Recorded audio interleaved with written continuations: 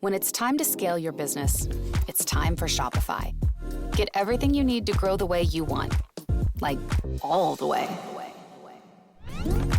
Stack more sales with the best converting checkout on the planet. Track your cha-chings from every channel, right in one spot. And turn real-time reporting into big-time opportunities. Take your business to a whole new level. Switch to Shopify. Start your free trial today.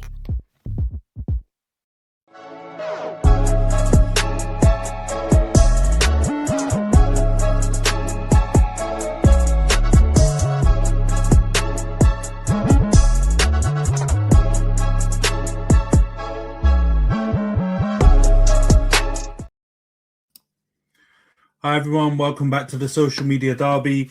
We've got a couple of big games to preview this weekend. Man United travelling to the Emirates. We've also obviously got the Manc Derby to go through. We've got two fixtures for both Arsenal, Chelsea and Liverpool to go through as well with Champions League back. And yeah, we'll get through the updates of the Prediction League because, spoiler alert, someone has forgotten to send through their predictions. So someone's in trouble. But yeah, before we get into it, for those watching on YouTube, please subscribe to the channel, like the video, leave a comment and share if you can.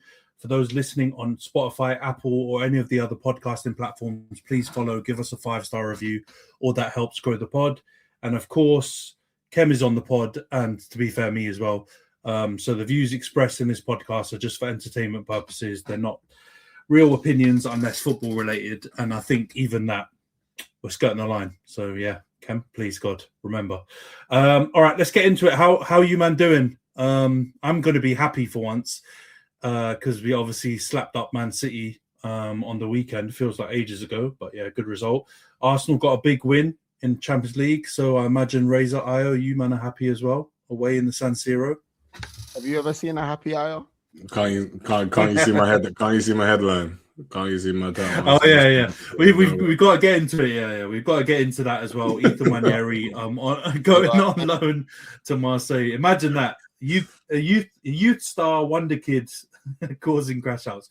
All right, we'll get into that in a bit. Khem, how you doing, mate? You doing all right? One away as well in the Champions League in Marseille. Feeling better? I'm very ill, but like I said beforehand, I need this to be a podcast of truth. So I'm here to bring balance to anyone that is tuning in. Oh God! All right, here we go. But before we get into the teams who actually played a couple of games this week, well, as we usually do, we'll go through Man United's one game that we played. It was a big one though. You might have seen, if you follow or pay attention to the socials or even YouTube, a little clip went out this week of not the finest moments for myself, Razor and Reese when it comes to predicting this result. None of us went for a United win. Nash is the sole oracle, and even that feels a bit of a stretch because he predicted a draw. But United win 2-0 at home. Mbeumo, Dorgu. Before I get you man's opinions, I was lost for words, man, watching that game because, I mean, apart from the group chat where I've been pretty negative, rightly so, about United recently, on the pod, I'm pretty sure I had a mini Reese crash out about United prior to this game with Carrick taking charge as the interim. But in terms of performance, I thought as close to 10-10 you can get for this current version of United. I don't know what you man think, but really it should have been 5 or 6, really. I can't even remember many Man City chances. I think they had a header cleared off the line in the first half, but I wouldn't even consider that super dangerous. I think Lamans actually had it if Dalot didn't clear it. But apart from that, I can't remember any other chances really for them. Haaland was absolutely pocketed by the Butcher and also Harry Maguire. And the biggest shocking thing, and I want you guys to jump in on this point, our midfield absolutely overran City's midfield. And considering we've got Casemiro, who made his announcement that he's leaving at the end of the season today, who's, I don't know, 33 or 34, whatever it is. Bruno, who no one really likes in midfield. And Kobe, who's been criticised for not having the physical attributes to cover the grass, we absolutely overran them with Rodri in the team. And I think that was a big reason why we were able to actually get the win, and the convincing win. Because like I said, I don't know if you man can jump in here, but do you think I'm going overboard saying that we could have won it 4-5-0? Because that's how it felt. But, 4-4 Bournemouth, we had very different opinions. So, I got to check in with you, man, every now and again. No, you backed them. No, you did definitely deserve to win, which I don't think anybody could see happening. But yeah, I think it shows. Yeah, I don't know. I think it's hilarious that you went from your prediction to how you were talking in the group chat. There was a lot of shit talking on your part, which I found amazing, considering your negativity. But I think that's what every great fan is, to be fair. So I think you fought at the back as well. I think Amarim, just got to put that guy in the past and that experience. Yeah, Kobe looked amazing. Like, he looked like he looked like the player that I think everybody knew he had it in him. I'm not going to say one of the good ones like a certain person here, but he looked like a very good So I think Kobe definitely has the talent. I think he showed that he still got that talent in him, man. Yeah, I was shocked, man. City didn't look like they had any answers for United, and I don't think anybody could have seen that coming whatsoever. Before I flip it over to Razor and Khem, we've had big wins against City before, and big, I mean, like, we've come in as underdogs. They've been all conquering. No one kind of really expected it. We've been in turmoil, and we've managed to get narrow wins. But this is probably the most convincing City win that I've seen us have. I don't know, maybe post Fergie, in terms of the way we played, because most of the time it's very much smash and grab. Picture Ollie's few wins that he had over Pep, where he's sitting super deep with McFred in midfield, and we're just super defensive and reactive, and then we hit them on the counter. And even though we did score 2 goals, well, one goal was definitely on the counter. The other one was, I wouldn't say is necessarily a counter, but even though we hit them with a lot of counter attacks in this game, I don't think it didn't feel the same in terms of the way we played. We didn't have loads of the ball, but normally in those other games, City we ride our luck. They hit the post, or we have De Gea playing unbelievable, or we have fewer chances, but we somehow managed to get the win. This one, like I mentioned, what you said, I agree, man. I think we absolutely slapped them up. And it wasn't only a case of City playing badly. It was also a case of us surprisingly playing really well and forcing them to play even worse. Obviously, their defence, they've got some youngster in there. I can't even remember his name. The one who's playing against my brother in centre defence. But, obviously, if they had Gahey or they had better defenders, it may have improved them significantly. But I just felt like they didn't really have a sniff. I don't know, Razy. I'm obviously, this is one game, so before any of you man call me out on that, I'm not going to show the same vim for the Arsenal. But it's absolutely sickening to see this man this happy. I do not want this to continue. I reject it. I refute it. I rebuke it, especially this weekend. But you know what? Unbelievable result for United, Arsenal United. Thank you, United. Appreciate it. It was great stuff. I think, well, as the clip that we put up on socials proves, it kind of proved us all a little bit foolish in terms of I think what we've become used to with United is like seeing them overcomplicate it, over emotionalize it, over strategize it, over politicize it. There's always something going on, and it's just like away from the football. And like for once, it feels like the team just went out and played good football. And yeah, like I said, flipping battered them. Man like Carrick, who said? Who would have thought it? Not me. Definitely not me. The one thing I will caveat it with, it did feel at the same time very Ollie-ish. It did, that's the reason why the question in the episode outline is Carrick at the wheel, because it did feel like, let's not fool ourselves. The reason why me and Nash were going band for band crashing out last week was because they've brought the old boys back in, and it's clearly to try and get everyone on side, and it's a bit of a manipulation tactic from the board to try and get everyone, supporting the legends or ex-players, etc. And it did feel a little bit like that. And it did feel a little bit akin to some of those Ole Gunnar Solskjaer performances in terms of the vibes and how everyone was so happy with the performance. But yeah, very early days, but I'm glad you man are showing, unbiased takes on United for a one moment of glory. I have other thoughts. Yeah, but those might be the biased ones. No. All of this carrot at the wall stuff, it's been one game. No, yeah, that's true. You know what I'm saying? I'm still, by the way, I'm still of the opinion that we shouldn't hire him, right? Like even if he has a Ollie type bounce, because I think Ollie won a crazy amount of games when he first came in, and they actually gave him the contract when we started to nosedive, which was weird. But even if Carrick got, I don't know, 12, 13 wins out of however many games, or even 10 plus wins, I still don't think it would be the right call to hire him permanently.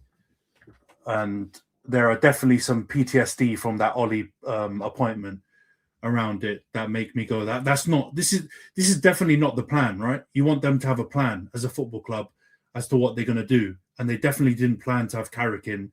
So if he performs well, it will just feel like it's very reactionary, and we're just putting him in because he's done pretty well, and the wheels will fall off at some point, like they did with Ollie. So this was one very good performance, and yeah, we've got a big game coming up, which will probably be a lot more challenging considering the form City are in. Bodo Glimt and those lot managed to batter them as well. So that does put the win in context. It felt very good on Saturday. After Bodo Glimt slapped them up, I'm like, okay, maybe it's not that amazing. But Khem, go on, throw your digs in, bro. I know you want to throw some digs in. You're ill, you're grumpy, and we're talking United. So well, you took what I was going to just mention about City. They're actually in a bad run, though, aren't they? They're 3 straight draws, then slapped, what was it, Exeter, and then got a good win against Newcastle. But then derbies are derbies, aren't they? Like they've always been like that, though. It doesn't matter. Like Man City used to beat you guys back when they were playing at Main Road. With was it Gota in the up front? Like it's the same when we Dickov and Gota, yeah. Well, we obviously take care of our neighbours, unlike you guys, but like most and Arsenal will take care of Spurs, to be fair. So maybe it's just you lot. But when we play each other, when we were crap, we would actually do quite well against you guys, even at Old Trafford. And then in the roles are reversed, where you have a decent record at Anfield, even when we're supposed to be much better than you. There's been times when we can't even get a shot on target. You outplayed them. I think you just took advantage of Pep's arrogance yet again. Whenever everything seems to be set up for him to just get a simple victory, he somehow finds a way to fuck it up. And I guess he's trying to adjust a new style as well by seems like he's trying to return to having some flying wingers on the sides. And yeah, you overran their midfield, which is crazy because one of your midfielders hasn't really had any minutes. One of them, the football did leave him a couple of years ago, apparently. And then the other one, like you said, isn't supposed to be playing midfield. So you guys did really well.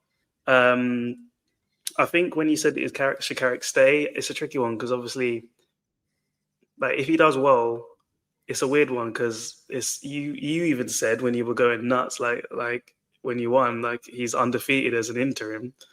So if he does have if he sneaks into the top 4, you might have to reward him. It's his second stint of maternity cover. Like at some point, you got to give him the permanent job. You know what I mean? No, man. No, you give him a bonus. That's what money's for. That's where you go. Here you go, Carrick. Here's sure, 1 million. We've been talking about LinkedIn already. You can't send him back to it straight away. Like if he performs, then you have to give him a chance. I hope you do. But if it's not Carrick, then obviously then I'm sure Southgate will be the one to come in. So you got to pick of the two. But in terms of the actual match, I think Ahmad had a crazy game. He always finds a way to step up in the big matches. Just more, can he be consistent? I think Kinder Bueno came back and did well, let his country down, but did well for you guys. Solid performance. Even dog shit did well. Like you crushed them in the match. But you weren't saying many nice things about this guy for like. I've never sullied his name. Right, to use Io's lingo, I've never sullied his name. Let's not call him dog. Whatever you just said, please. Dog. He had that dog in him last Saturday. He absolutely popped off. AO was gone. So fair enough. But no, solid win. Glad you're happy. Congrats on even your goal difference has been positive for a while. So yeah, man, you might be. It is. I know. We'll get onto our lot, but no, solid win, solid performance. It's more like can you now go on from this? Arsenal's a tricky game for you guys. Can you have a style of play that's the United way? Because that seems to be the topic of conversation across every podcast, apparently. Even Nicky Butt wants to get one. Will the style of play get Fergie's blessing? Like all these different things. So just see how it goes between now and May, really. Yeah, I was hoping we weren't going to bring that up, but thanks for ruining that. But yeah, man. No, but don't fall into the carrot trap. Don't fall into the carrot trap. I'm not. I will what not. trap? I refuse. It's like when someone's been in like a miserable, toxic relationship for an extended period of time, yeah, and then they get out of it, and then they meet someone who is almost equally bad, but is like marginally less bad, and because they're no longer in that situation, they're like, "Yo, is this love?" You know, like the anime meme of the guy with the butterfly. Like, is this love? No, it's not. It's not. Let it go. Let it go. Get a proper Don't gaffer. worry, bro. Is Fletcher still around, or is he completely binned off? No, let's not descend into absolute waffle. Yeah, he's in the under 18s. We're not talking about Fletcher or talking about United ways. So he's still getting paid. I'm happy for him. The nepotism's still strong. It's good. Yeah, man. This whole exercise is that. That's why me and Nash were crashing out last week, and this is the reason why everything. No, but everything Razor said is true though. Man's got pictures falling off the wall. Everything Razor's saying is true. But the thing is, man, the match going fans and the top reds and the ones that were giving Paul Pogba hell for 4 or 5 years. They're the ones that are going to be like pretty much demanding that he stays if he has that kind of run.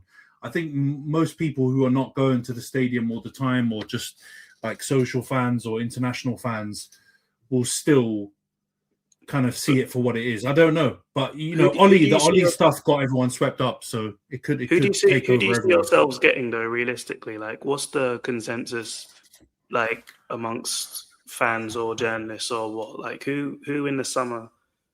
Like the troll, the bookies, if we want to take what they say seriously, have got Glasner's favourite. So Glasner's favourite with the bookies. So and obviously he's been moving mad. We're talking about Crystal Palace and everything going on there. So I think Glasner's one that's probably going to be in the run-in. Tuchel's still being talked about, so Tuchel might be someone, but I think that's a bit of a pipe dream.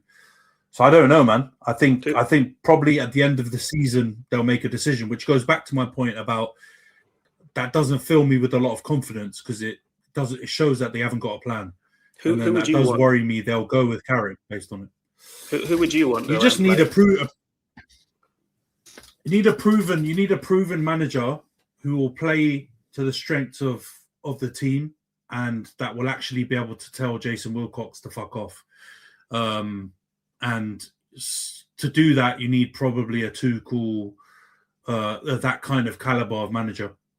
But whether that's doable or achievable, they're talking about Ancelotti, and I'm like, come on, man, leave him. He's late 60s. Don't put him through that. Yeah, you're already putting a guy older than that through stress, though. So might as well carry. Yeah, exactly, but Yeah, but he's at least kind of if Ancelotti wants to come and watch matches, he's welcome. He can go through the same thing that Alex Ferguson's going through. But to make him the actual manager, as much as I love him, it's just too much stress.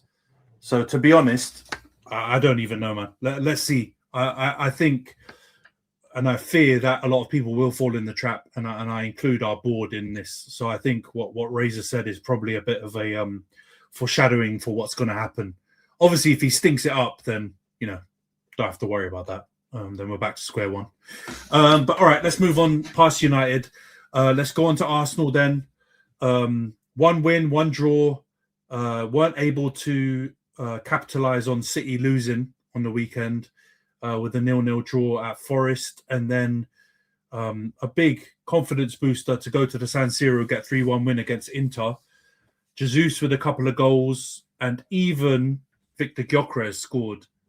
And he scored a good goal. It didn't come off his arse or his shin or his elbow. He proper binsed it. So comprehensive, man. I watched that game, and when Inter equalised, I thought, things might get a little bit frosty. But you, man, just took control of it pretty much straight away again.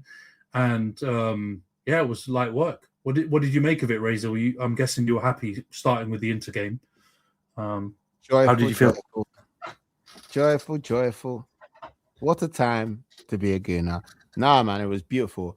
Like at the San Siro. Like that's a top European side, isn't it? Inter. Yeah. And we've been so nervous about so many of them games historically. Do you know what I mean? Like we pull up, we're a little bit shaky. Even in the early stages of the competition, we're still like, and yeah, like you said, they equalized, and yeah, I was like, because they were like, I think they were like one of the only teams to beat us in the group stage last season in the Champions League. Yep. So I was like, here we go again. Maybe we haven't like gone as far along the journey as I thought we had.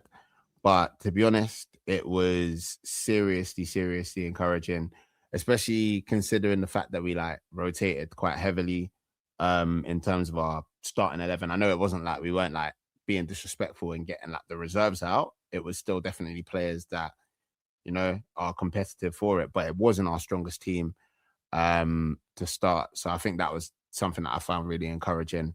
And then beyond that, the goal for Gyökeres, basically he saw all of the chat on the internet. You know what I mean? Everyone was saying like him and Saka were potentially beefing and that. And he said, listen, we're brethren. I'll show you. I'm going to force this guy to assist me. Kicked it off man's heel and deposited it. Finish. And yeah, man, it was good. It's nice to see like players like Jesus, who's been injured, and he's obviously had a run of confidence. And I think like Jesus did an interview after the game, and he basically just said like they're not really thinking about like competing in that way. They're all thinking about competing against everyone else, which seems to be a nice thing. It's like it looks like we're gonna have 3 attackers that are hopefully 4 if you count Marino. I don't want to trigger Ayo, but yeah, that are like sort of looking like they want to compete for the game that we can throw into different tactical situations. And I think that's a positive thing ultimately. So yeah, I was really happy with Inter. Less happy with Forest, but I'm sure we'll get there. Yeah, the Forest one was proves maybe a bit more of the point that Khem was trying to say about and if you look at the top 8 in the Champions League now, I swear 5 of the 6 English teams are in the top 8. So clearly the quality when compared with Europe is probably higher in the Premier League in terms of the individual teams. But when it comes to stronger teams playing against each other, and I don't know if we can even classify Forest as one of the stronger teams looking at where they are this season, but last season they definitely were one of the better teams. You get a 0-0. And as much as Arsenal had some chances, Gabriel Martinelli, don't know how he's missed that one on literally in front of the goal. And then you had the Aina potential penalty, which we'll chat through in a minute. There wasn't that many other big chances. It was kind of a bit of a boring stalemate. You definitely had more of them and probably just about deserved to win, but it wasn't like I don't think it's overly crazy that game ended fairly low scoring. It was It was the tale of the tapes. What did you make of it, Khem, as a rival fan and a bit of an Arsenal hater? What did you make of both the games? The Forest Arsenal game, was a bit drab, but Forest sort of, they do that often anyway when they play against a stronger side. Martinelli, shocking miss. Saka went missing again. But like, they bounced back. You got the result in Milan. Even after we were in the middle of like our shit run, even we beat them. So I wouldn't get too carried away. Like, we went and got a clean sheet there. Like, and that was in the middle of Salah's flipping civil war. Like, okay, well done. But yeah, solid win. Like, you're through. You can rest some players in the next match and stuff against the £265 ticket team, whoever you're playing against. Your cousins, I think. But the Forest game just sums up this season. The 17th draw. The quality. What I'd say is the floor. The Premier League, in terms of the Premier League, the floor is higher and the ceiling is lower. So it's very difficult to play against the lower teams. I think the money is a big part of it as well. I think that's why our teams are doing really well in the group phase and the Europa League as well. You still got the guys doing all right there. Palace are kind of letting the side down in the Conference League a little bit. But, you don't have Villarreal and like Benfica and these lot like splashing the cash like a Spurs or a Newcastle will, and obviously our bigger team. So I think that's just showing itself. But the group phase, you don't get any trophies in January. We saw it last season. We tore it apart last season. It meant fuck all. So you just have to see who you draw and see if you catch anyone who are kind of hot, who are able to rest their players, because they don't have to play against a strong Forest in their leagues. The Bayern Munichs, the Real Madrids, but the Barcelonas, they can rest their best players because their league stinks. Whereas we actually have to compete because, like I said, the floor is higher. It's just in terms of battling at the top. But you know who isn't in that top 8? The team in second in our league. Yeah. They suck. They lost to you lot, and then they lost to Bozo. So Haaland went home and couldn't even get it done. So well done. You guys are on a roll. You're doing your thing. You're doing your thing. You're getting a job done where you need to. You will win the Prem. Let's see if you can, add to that with the domestic cup and see if you can go and make a Champions League final and win that as well. You must. You must. You must. All right. Surely you've gotten a bit of a bad rap for being a negative Arsenal fan, but surely you. Oh, have we lost Ant? Less so Forest. I missed the second half of your question. You dropped out for a bit. What did you say? So you're happy with the Inter performance, right, and the result, and less so with the Forest game. I'm a happy fan. I've just been what do you call it, misprofiled by my fellow Arsenal fans. I think that's the best way to describe my. As I've always tried to proclaim, I'm a realistic Arsenal fan. So I think that is just sometimes realism looks different. You know what I mean? It's in the eye of the beholder sometimes, as they say, beauty is. That's how my realism is as well. But we are now. I think obviously I'm happy. It was good. It was a good performance against Inter. God, I think anytime you go to San Siro or you go play Inter, coming out with a result is really impressive. Good to see some open play goals. That's always a welcome change. It's been a while. That's good to see. I was getting really sick of it's sad to be as I've said, seeing my team set piece kings again. Certain people might be turning their grave, but alas, if it gets us the Prem, then what can we really complain about? I guess so. That's the pill I've got to swallow. And again, all pause, but don't make reactions, please. Settle down. The Forest game. I think that just. I think now I see that. I remember when I've had other friends in group chat saying it's just the type of the Prem teams just play completely different compared to when you play in Europe. And I guess when you see our results, it kind of does. I don't agree with what Khem says in any point in time, but I think. You kind of see that teams completely in the Prem. It's just the way they set up is you just really cannot play through them unless you have a certain player on the bench that we signed from Crystal Palace, but alas, we don't get to play him in the Prem. We don't get to see him too much, but we we have to. You need those people to kind of to break through the lines, but yeah, we don't get to see that. But a Forest game, I think that was drop points, but we're still 7 points clear. So we'll just thank God that City lost in that. But yeah, it could have been more. But yeah, got to be grateful. It's been a while since, like I say, we've been 7 points clear at the top, and we actually look pretty convincing, like Europe. And so, all in all, we're good. Just a bit of a, there's a Star Boys in Marseille right now with the riffraff right now, and that's kind of not happy about that one. But you can't have everything in life, it seems. So sorry, did you say it's a while since you saw your team 7 points clear? And looking this way, 7 points clear. Yes. Oh, okay. If you want to add something, mate, say it with your chest, all right? I can just recall a few times in recent memory where you were further ahead than that, and yeah. Go, say it with your chest. Say it with your chest. Keep it going. Say what you want to say, Khem. If you don't want to say it, don't say it all. You put the pressure on. I remember that. No, I think we look a lot better than we looked in.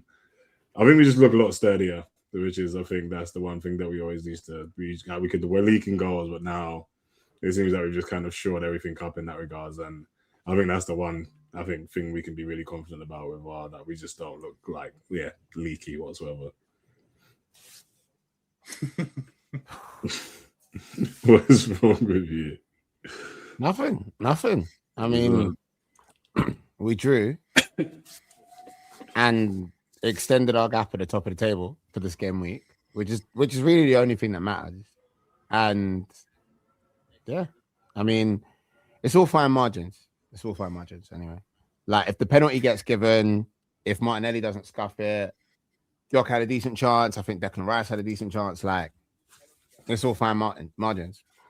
But ultimately, I don't know how we can start the game week 6 points clear and finish the game week more than 6 points clear. And man, do you know what? I applaud your performance though, Lana. What was negative about what I said? I don't know. You're really like you're rebranding, and I respect it. Into what? Into a positive guy, into an actual fan. I see you though. I've always for the parade. If we make it to the summit, you know what I mean. You're gonna be there in time for the parade to be like, 100%. I've been positive all along. But we know. No. That part I want to be there. I'll still be being on the guard if need be. If that time comes. Also, I just want to do a point of reference. Yeah, Khem wants to run agendas, but he's not articulating himself correctly.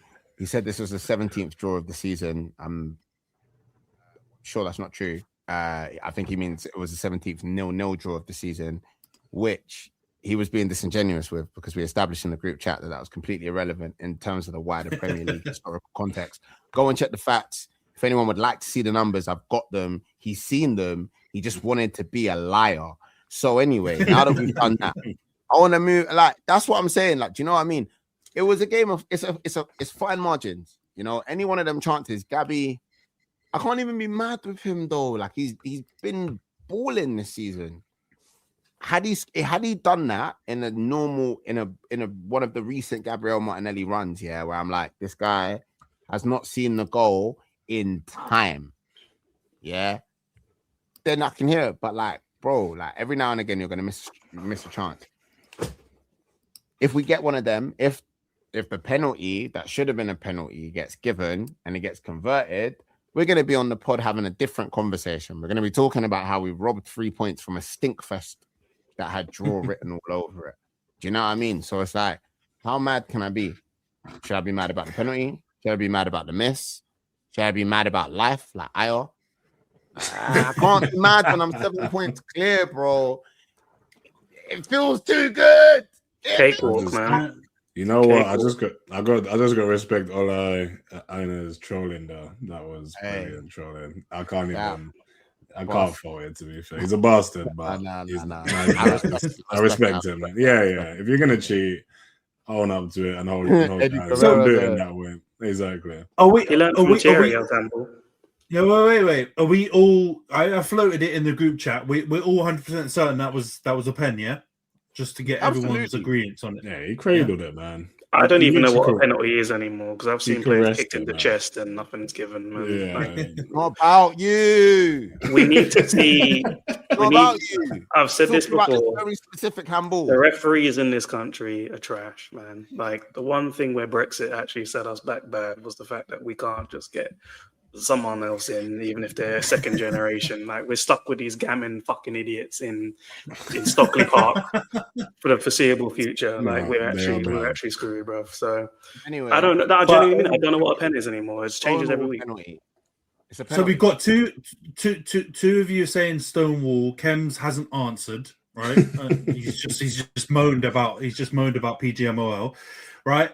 My thing is they've completely confused it because on the viewing it looks like he's caressed it back in play, but the thing that they said was it was because Elliot Anderson pushes him or someone pushes Anderson who pushes him, and therefore it was like because we had one like that a while back. Martinez, it hit his hand, but because someone had pushed him like just leading up to that, they basically said that it wasn't a handball because he was kind of pushed into the ball rather than. But with this one, it's kind of hard to say that because he shoulders it and then he cradles it in. Yeah, and it's he's probably going to do that regardless of whether Elliot Anderson's going to push him or not. So do you know why? Do you know why it's definitely a penalty? Because he did that to prevent a corner. Like if Arsenal weren't so deadly from corners, he would have probably let it bounce off his shoulder and he would have fallen on his face and styled it out. But he managed to flipping control that. Controlled it, literally. Freaking better than any of the Houston Texans receivers, and freaking cradle that out to the side, and then But like I said, the refs are trash. It doesn't excuse us. No, we should be. That's why I don't personally want to be like, oh, we should have had a pen. Like, we should have had a pen. But we made more than enough chances. Yeah, we should be beating Forest, especially the format. Martinelli should have scored that. That is better than a pen opportunity. He's like 3 yards out with basically an open goal. I know what you're saying. He's played well and, generally off the bench as well, really performed really well. He should have scored it. He should have scored it. No. That stinks, yeah. But, Sean Dyche match. A lot of teams, and Sean Dyche was waffling shit after the game as well with Keown. But, it's tricky, right? Because in the Prem, if we look solely in the Prem, you've had a couple of draws, 2-0 nils on the bounce. Right, mate. But if you look at the Champions League, pretty comfy, right? And then you're playing my boys next week where you should slap them. So I think that's the problem. Yeah, I think it's just the league. It's just teams set up completely so negative against us. Like I never thought that was a thing because I do think obviously it's a thing. I do think you could be more creative, and that's why I'm always like Eze over Odegaard. But when you see us playing the Champions League, you can see the difference in the way teams set up against us. And they might be more defensive, but it's just not a constant. You trying to play through just a backline constantly, and it's just a brick wall of people just facing to you. But that's what you get in the Prem every single week at the moment now. Bro, but it's not only the system, it's the quality of players that are being asked to carry out the system. Because people have played low block bet, like it's been going on since the beginning of time, that the crapper teams in the top division will always set up a bit more cautiously against the best ones. But the difference is Forest they've got a bunch of players that they've bought from like top leagues, like some of the top teams in the top leagues. They just signed another like Napoli striker like today. In what other league is someone who's fighting relegation able to go to a top 4, top 3 team in another league and buy one of their players?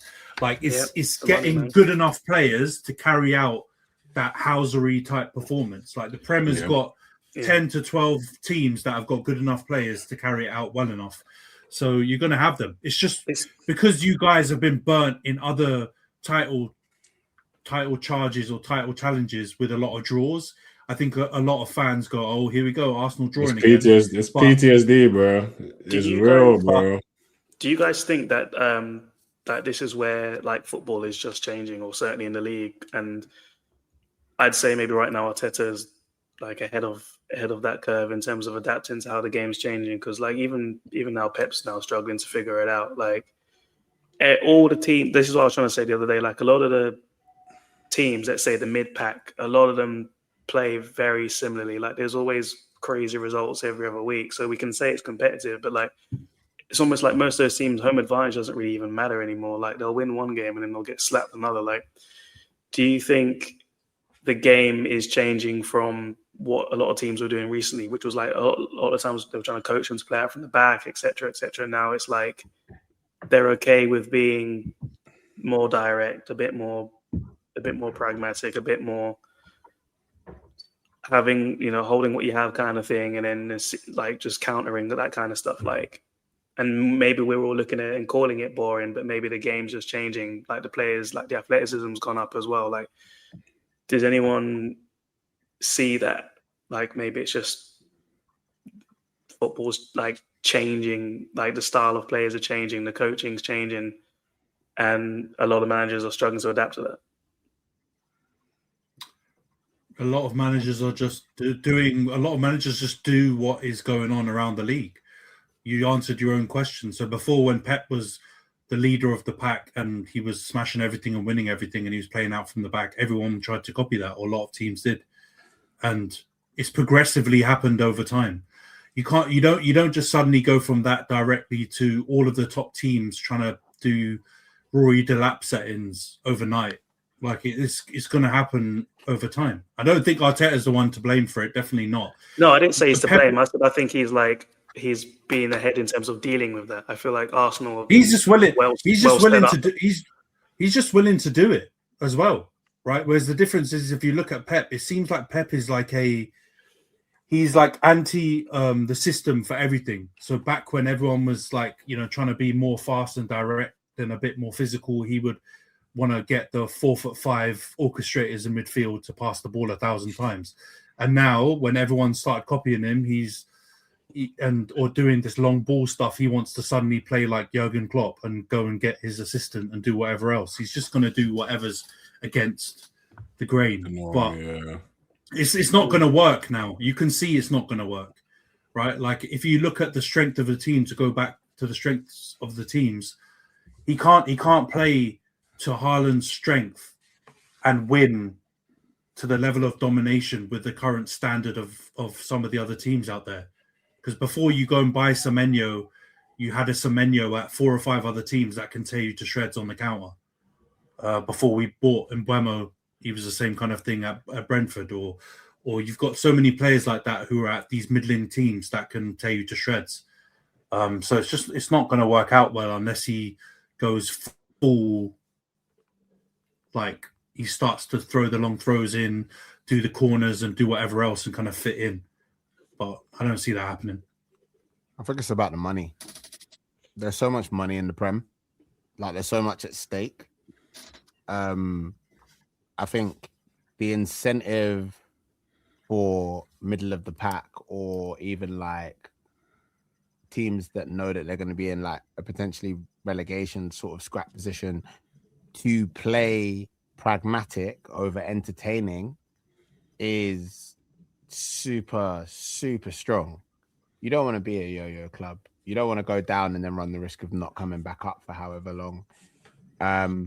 There's money to be made at the top end of the table, especially if, as there have been in times in recent years, some of the big 6, big 7, 8 clubs aren't having the kind of seasons that they would expect to, finishing in places lower down the table. That means that stuff is up for grabs. And I think it makes it very cagey. And I think that's the thing about like English football now. It's like in the league, everything's like very like sort of schematic. And the only time you get a bit of a run on in the game is when a team scores or creates enough of like a way around it.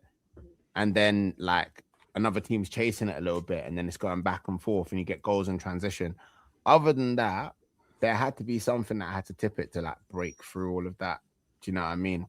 And I just think, like I said when we were talking about Reese's favorite Super Chelsea team. You know what I mean? Like, I was like, I don't actually think Arsenal are this Stoke City Pulis reincarnated that everyone is making us out to be. I think it's a little bit disingenuous. I think I think a lot of people love taking the mickey out of Arsenal, whether we win, whether we lose.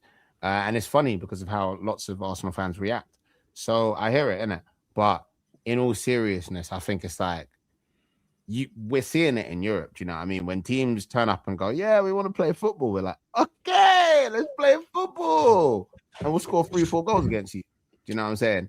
And I just think like teams don't want that in the Prem. Like, they're not willing to risk that in the Prem. Because come the end of the season, if you've let 4, 5, 6 teams run the scoreboard up against you, you're putting yourself in a position that like you could regret it. You could be out of a Europe place because of that. You could miss out on several £1 million because of that. You could be in a relegation scrap because of that.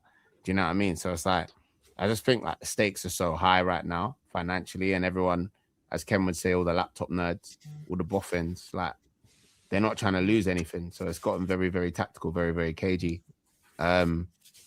But boo, I don't like it. I would like it. Let us get a trophy, and then you can make it fun again. I'm glad that you agreed.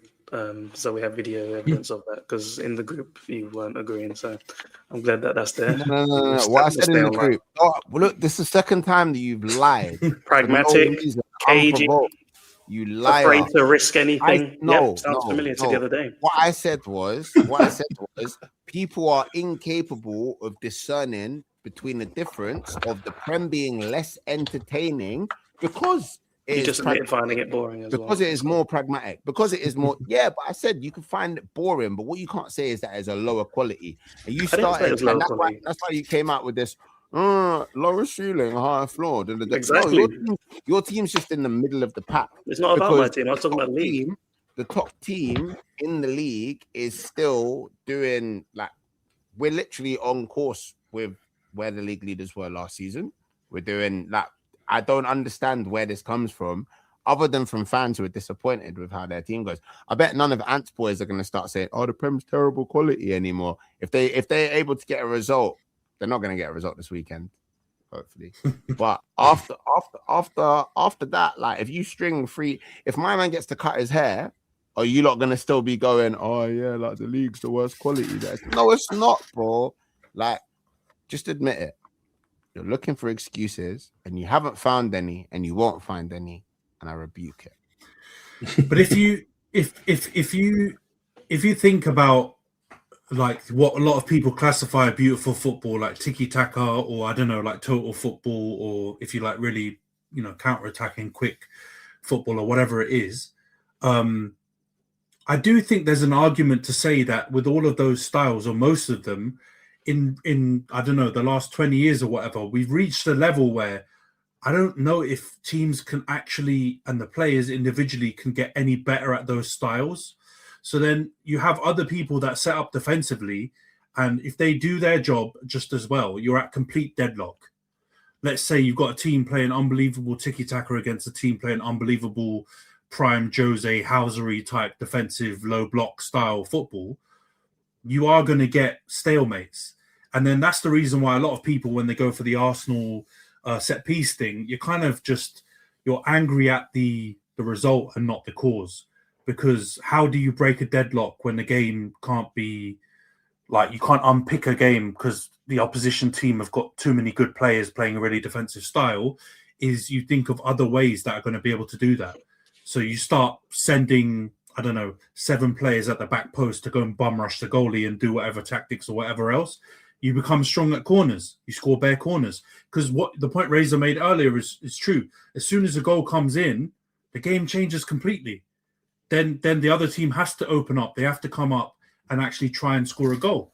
And then you're going to have more of a basketball scenario. And then Arsenal have proven, and a lot of good teams have proven that when that happens, they generally will beat the other team because they've got better players. So I hear it. But for the entertainment value, it does. But you shouldn't blame only the team scoring the corners. You should also be blaming the teams doing the low block. And that's why you watch in Europe, Inter are not going to do some low block, man. Even though they play with a back five, and I know people in this country think back five means defensive, they actually tried to play, and Arsenal slapped them. And even Liverpool slapped them, and probably other teams that are better quality will slap them. Unless you're a Greek team playing against Chelsea, you probably won't see a back 10 or whatever. You know what I mean? In Europe, most of the European teams actually go for it. So yeah, man. We'll see. I'm sure Ken will keep the agendas about boring shit football if Arsenal win the league, but we'll see how it goes. I don't think it's too drastically different than last year, and Liverpool won the league. So, you know what I mean? It can be applied in many different ways. Let's go on to Liverpool now then, Ken. You've got a similar set of results to Arsenal, to be honest. A big win in Europe, 3-0 away in Marseille, where Ayo's favourite star boy is heading. And, you know, an ex-star boy that shall not be named from my club.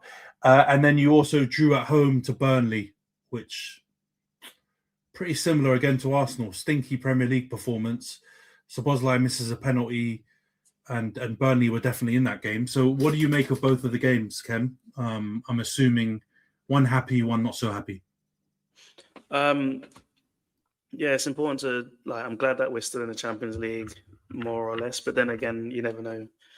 Your cousins in Karabakh might have something for us. If anything, we've actually been worse against the teams we should beat, and we've been somehow able. We can beat Atletico and Real and Inter and Marseille, but then we'll stink it up against like Galatasaray and PSV. So I still don't trust them. We'll see how they get it done. But the Burnley game on paper looks shit.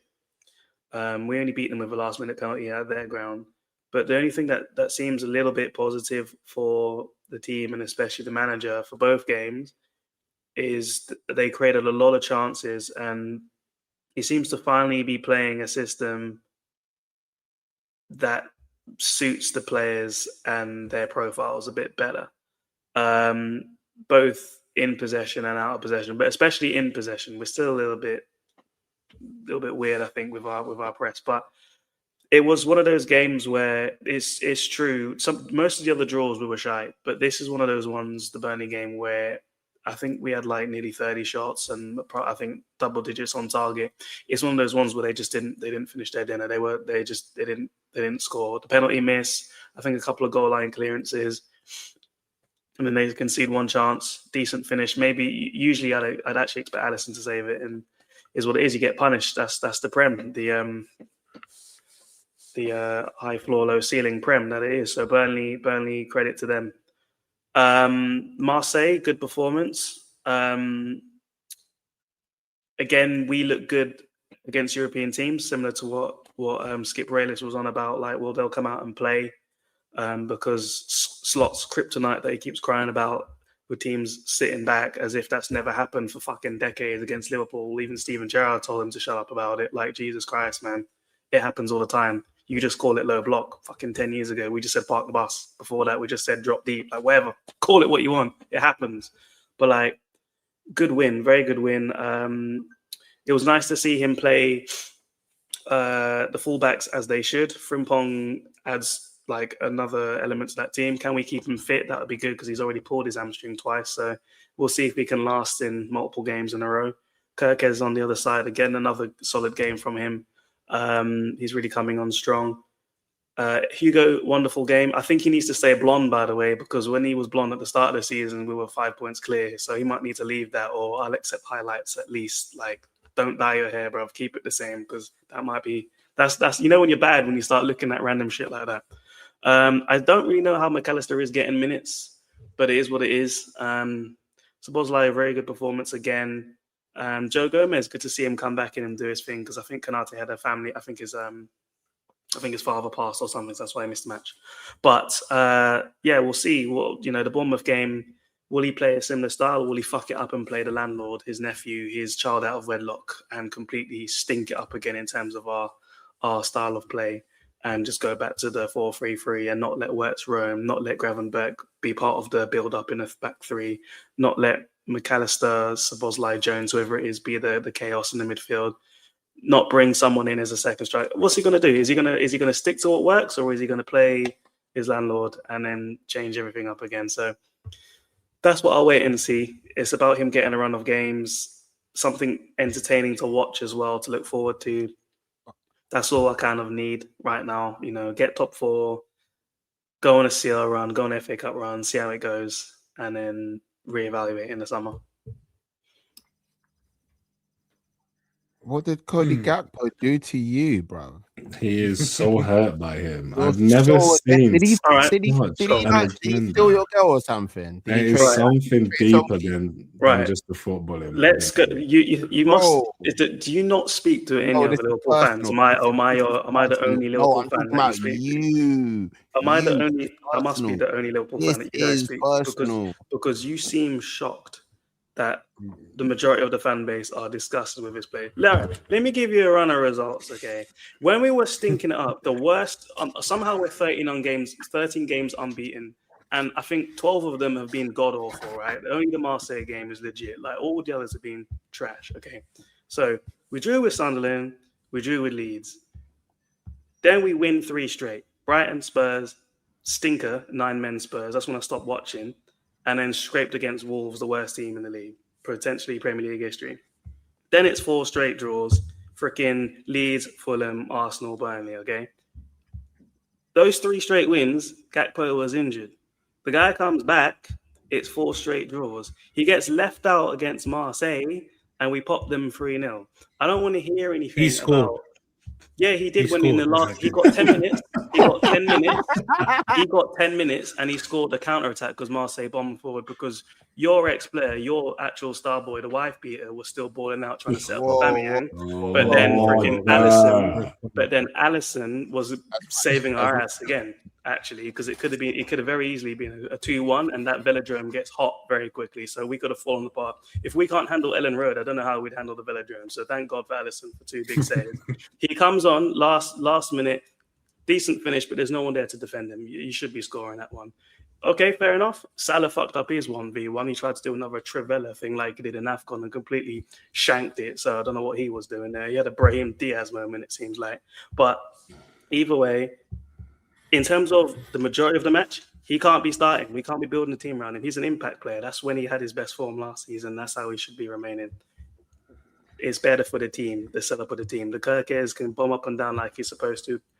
Wirtz can roam. He's not running in the same places as Ekitike either. It's not hate. It's just a fact, okay? He's been absolutely shy. His levels with Saka, apparently, with the stats in the Prem. But for us, he's still just not that guy. He can't be that guy starting for us. I'm sorry. If we want to achieve it, he should be a starter. He's frustrating for sure.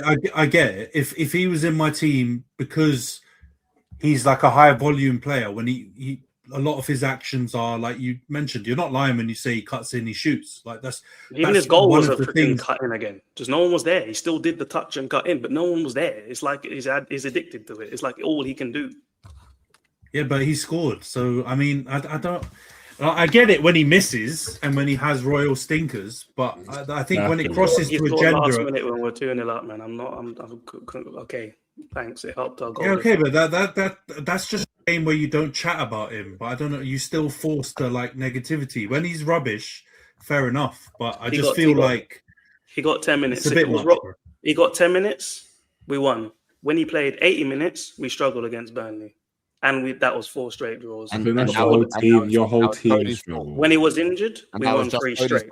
When he was injured, we won 3 straight. When he came back, we drew 4 straight games. When he was on the bench for the majority of the game, we won. Okay, I'm just saying a pattern.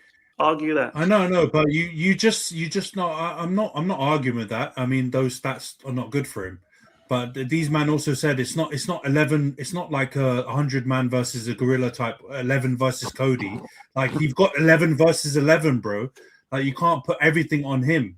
And then you just mentioned those 3 wins that you said he was injured for, but also mentioned they were diabolical wins. So it's not like you suddenly started turning into, I don't know, Johan Cruyff's Netherlands or whatever in those 3 games when he was out. You scraped wins. What did he do? So I don't know.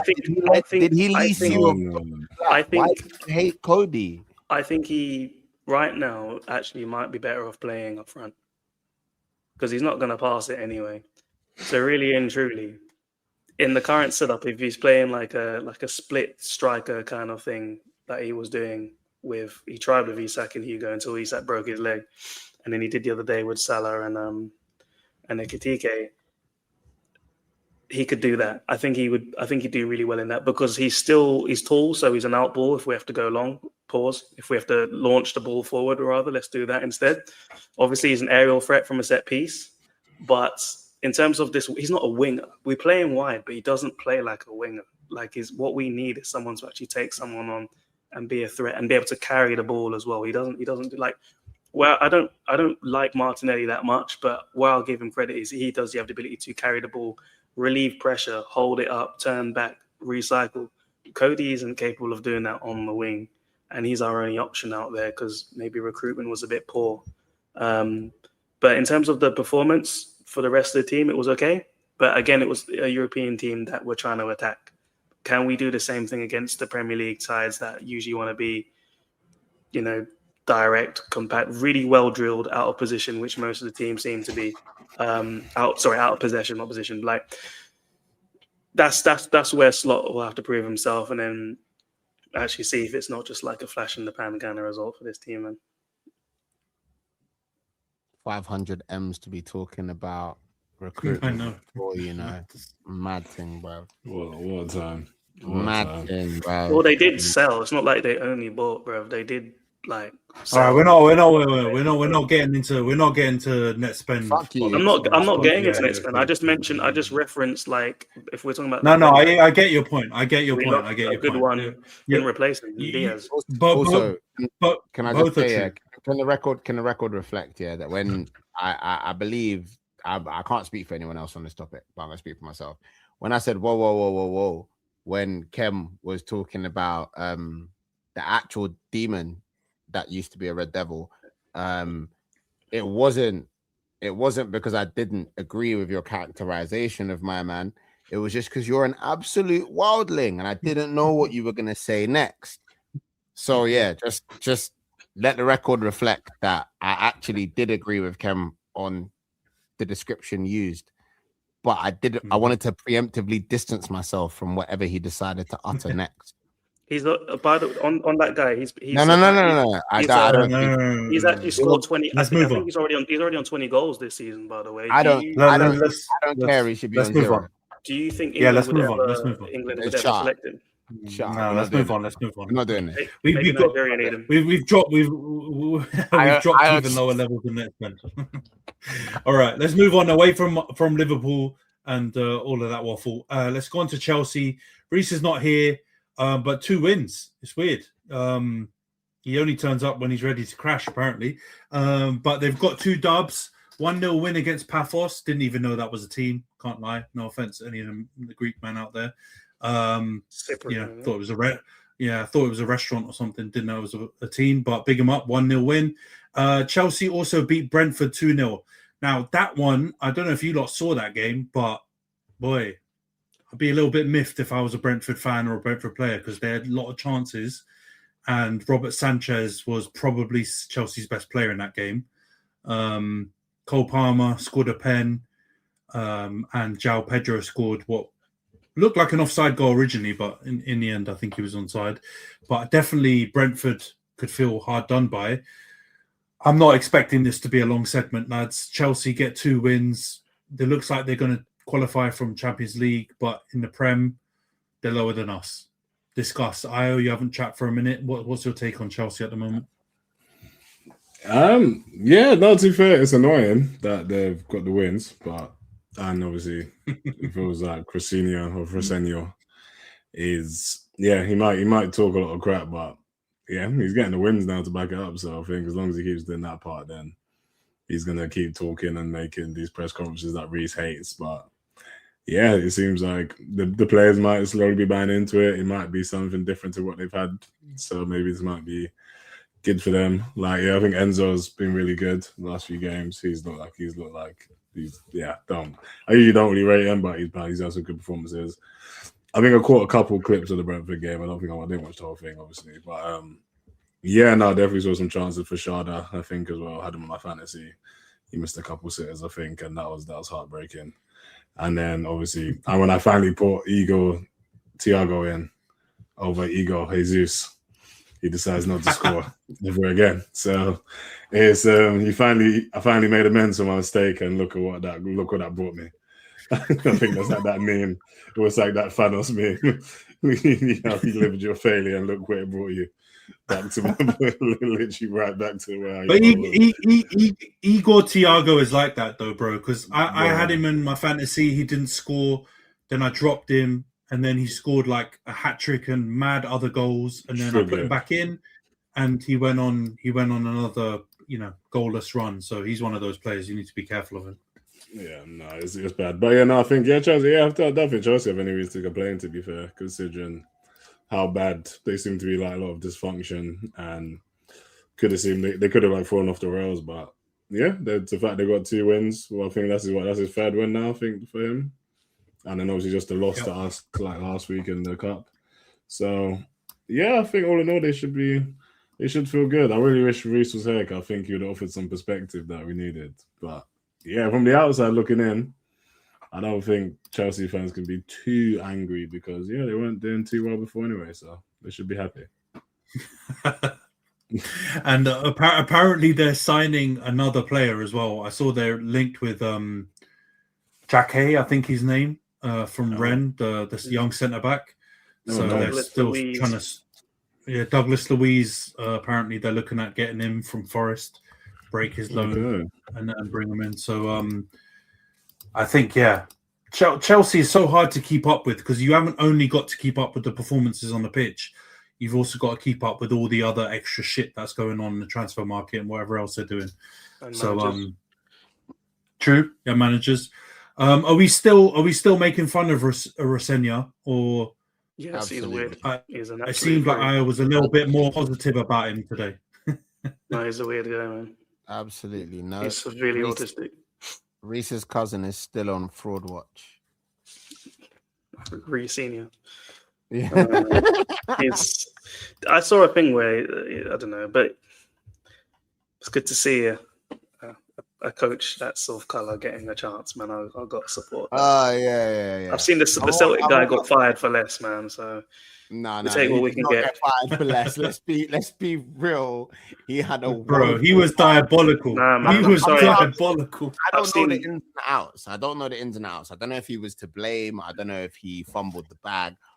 But I saw the results, and it wasn't. You know the Sol Campbell meme.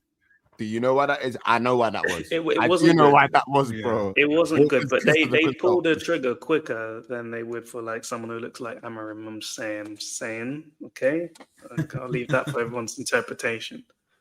I remember West Brom had a coach that got relegated when he had no hope of staying up, and then they fired him anyway. Like, what was his name, man?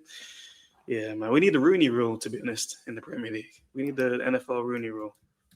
That is just a tick box exercise. It means nothing. It's just it is just a DEI aspect. It brings nothing. The Rooney Rule. It's just no. It gives less chances to the Sean Dyches and the Moyes and the Alan Kirbishleys and the Sam Allardyces and the people that keep coming back when you think they're done. Even Roy Hodgson's linked with Palace again. They're gonna defrost him for fuck's sake from wherever he's whatever. Do you know what I mean? No, you're right. You definitely need more chances for ethnic minorities. But if you bring in a rule like that, they have to interview a candidate. All they're going to do is interview that candidate just to tick it off and then never hire the person. It's literally what they do in the NFL every time. I know, but it's better. Yeah. It's still an improvement on what we have right now. I know John's friends in Burnley won't be happy about it, but like we need something. We need a representation, man.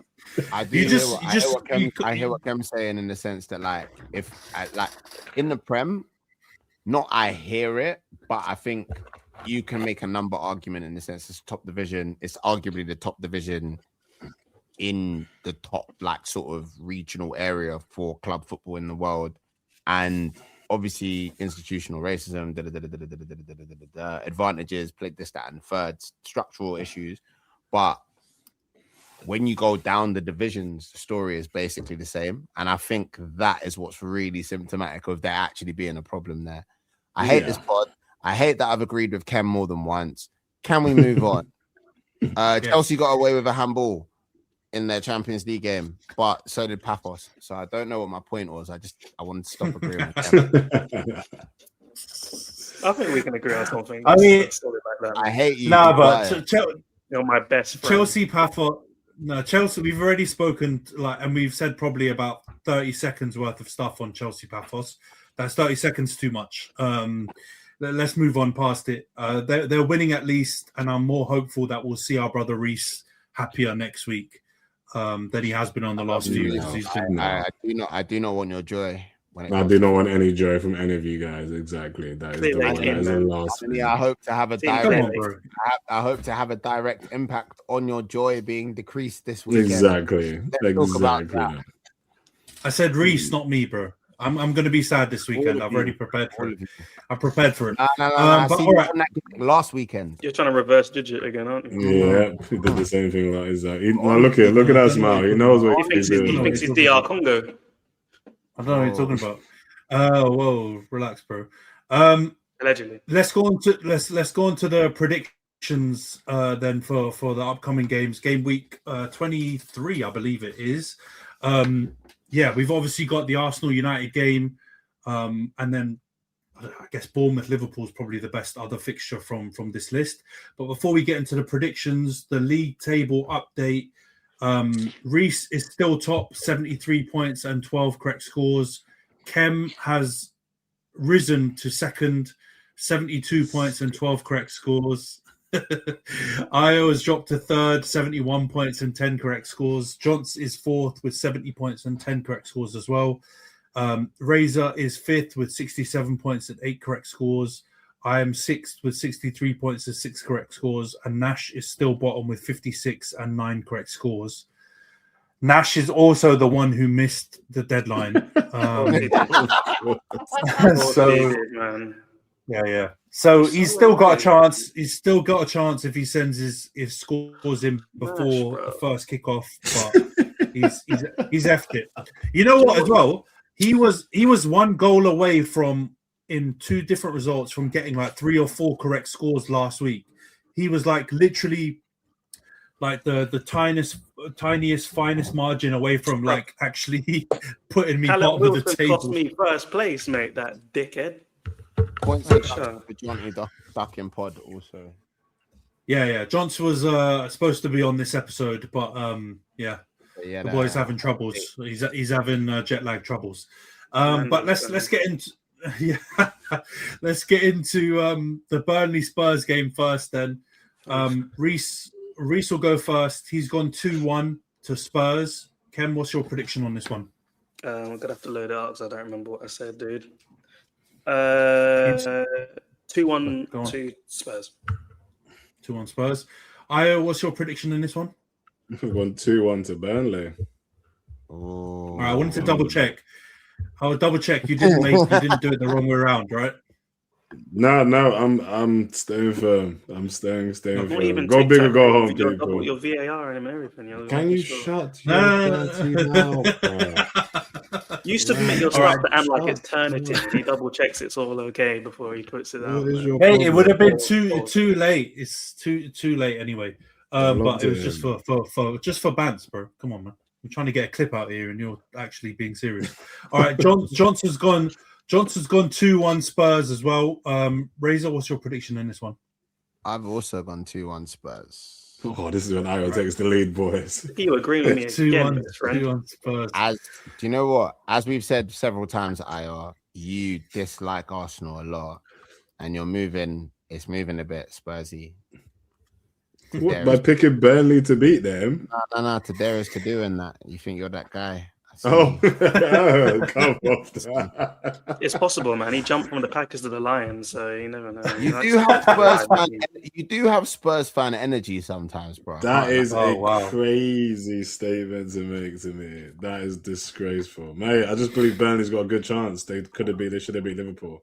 I think he'd be happier if Eze was at Spurs getting more minutes. Ooh.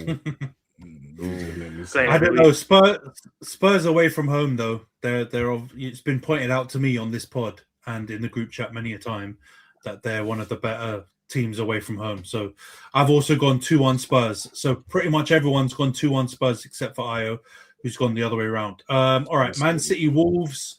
Reese has gone 3-0 City. Khem, what's your prediction on this one? 2-0 Man City. 2-0. Io, what's your prediction on this one? 2-1 to City. You thought I was going to say Wolves there for a second, didn't you? No chance. No. You sent through 2-1. The viewers would have thought it was lag anyway, dude. Did you say 2-1?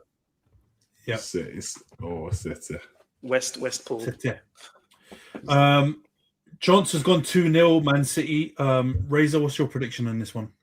3-0 Man City. Oh, 3-0. You man have got a lot of faith in Man City.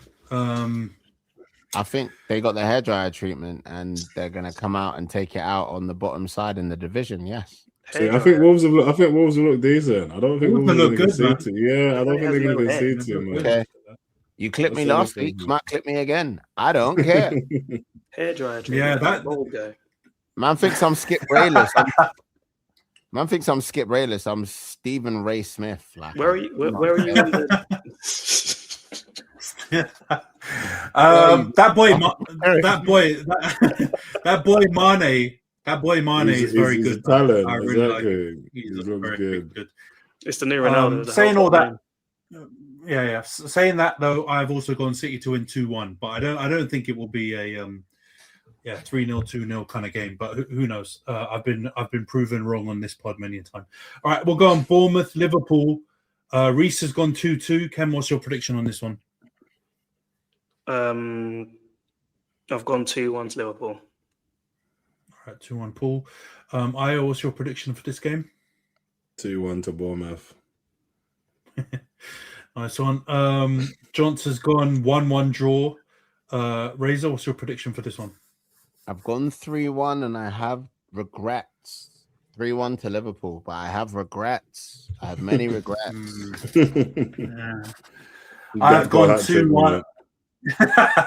You'll still say he did nothing, even though Gakpo scores that trick. But Bournemouth, Liverpool, I've gone 2-1 Bournemouth. Don't know why actually, considering they don't have Semenyo. But I feel like you've just copied my predictions at this moment, Ants. This is what it's sounding like to me. Listen. You went Burnley Spurs. That's crazy. Accusing each other. Shut up. Carry on, Ant. But Burnley Spurs, I'd never do that. All right, let's go on to Palace, Chelsea. Reese has gone 2-1 Chelsea. Khem, what's your prediction on this one? I have gone 3-1 Chelsea because Palace is just a war zone right now. I feel sorry for Sarr coming back to that. Everyone's leaving. Even Mateta wants to go. So, yeah, that is a sinking ship. Yeah. That is a sinking ship. It's going to be rough, man, for Palace. Aya, what's your prediction for this one? Yeah, I'm actually annoyed. I didn't actually factor that. I didn't factor how bad they're in such disarray at the moment into my decision here. I've gone 1-1, but yeah, I think Chelsea could beat them because they're not in a good way. Yeah, it's looking a bit rough for them. Johnson's gone 2-1 Chelsea. Razor, what's your prediction on this one? Big up Duo Foot. Yeah, big up. I've got 1-0 Chelsea though, because I think Ricinia's not as naive as we all give him credit for. I think he's got something about him. I think his football brand we were all out. We don't know what his football brand is, and I think it might be boring based on that Paphos game. But yeah, man, I think they got enough to deal with this Palace in crisis. You know what I mean? Yeah, 1-0 Chelsea. Yeah, I've also gone 1-0 Chelsea. I think they'll get the dub, but I haven't got massive confidence in Chelsea. It's got. It might be a high-scoring game in the end, but I think the way Palace are as well, it's going to be one of those games. They're both just going to want to get out of the way. Wants to leave. Did Palace play today? Did they play in the conference? Because they're shit after that. Yeah, I think so. Yeah, I think they did. The Austrian guy's tapping out anyway, so... Yeah, he's leaving. All right, let's go on to the big game then. Arsenal United on Sunday. Reese has gone 2-1 Arsenal. Ken, what's your prediction in this one? 1-1 Carrick long-term deal given straight after the match. All right, you've gone draw. What's your prediction for this one? 2-1 to Arsenal. Take it home, boys. All right. Johnson's also gone 2-1. Razor, what's your prediction for this game? 2-1 to the Arsenal.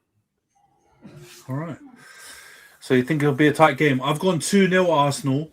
I think this is the exact type of game where we come in with good vibes, but if you just look at the quality of the team, there's a bit of a difference. And I think we came to Emirates last year off the back of a big win or a good couple of results. And what happened? Is it the one where Zerkamp waved them bye-bye? You're talking about a different one? No, that was in the cup. You prick. Oh, my bad. just wanted to remind you. You reminded me. Am I back? Man, cut out. You didn't cut out. It looked like you just avoided the question. Yeah, you didn't want to speak. Yeah, bro. On my side, it completely cut out. We were still going. We can hear you. He's got pictures falling down. He's got live you clicking. We could hear tapping you away, faking, freezing. That's hilarious. I've had a stinker today, man. Life has beaten me. It cut out. Yeah. Bro, it literally cut out on my. If you saw what my screen was, it was going mad. It was the blinkers were on. I thought, oh no, I've crashed in midstream. No, take the whole pod down. But now 2-0. I think we came to the Emirates. It wasn't the cup, Kem. It was in the league. I think we either got a draw at Anfield or we got a big result, maybe away at City. And we went to the Emirates, and then it ended up being 2-0. I think it was 2 set pieces. Timber and Saliba scored. And, yeah, we were coming into that game with good vibes. And I just think, comparing Carrick to a manager who's been with his team for 6 or 7 years, even though I know we did it with Guardiola, I do agree partially with what Ken was saying. I definitely think Guardiola was probably a bit arrogant or just didn't prepare whatsoever. Another agreement for that game, and I don't think Arteta will do the same. So I've gone 2-0, but yeah, hopefully there's some judge going around and we can reverse it. But before we wrap up the pod, lads, this week also saw the wrapping up of AFCON this year. Big up Senegal, crazy game. Before we log out, everyone happy with the outcome? Senegal Delighted. Winning in extra time. Be happy, yeah. Delighted. Good to see an African team win. Justice, yes, certainly, sir.